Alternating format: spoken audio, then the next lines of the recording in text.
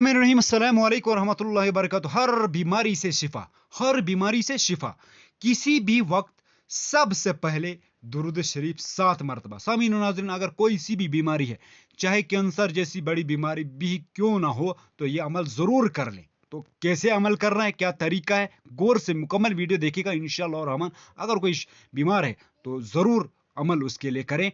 अगर खुद बीमार हो तो ये अमल करें, इंशाअल्लाह रहमान अल्लाह ताला शिफा बख्शेगा, अल्लाह ताला बीमारी को दूर फरमाएगा। तो क्या करना है, हर बीमारी से शिफा किसी भी वक्त सबसे पहले दुरूद शरीफ 7 मरतबा पढ़ना। कौन सा दुरूद शरीफ? ये दुरूद शरीफ जरूर 7 मरतबा पहले पढ़ना है आपको। क्या है?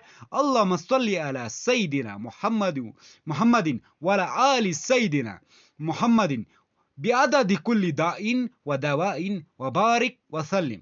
इस दुरूद शरीफ को सबसे पहले 7 मरतबा, फिर सूरह फातिहा 7 बार, फिर सूरह इखलास 7 बार, फिर आखिर में मंदरजा दिल बाला दुरूद शरीफ, फिर आखिर में भी 7 बार। जो पहले दुरूद शरीफ आपने 7 बार पढ़ा, फिर आखिर में भी ये दुरूद शरीफ 7 बार पढ़े।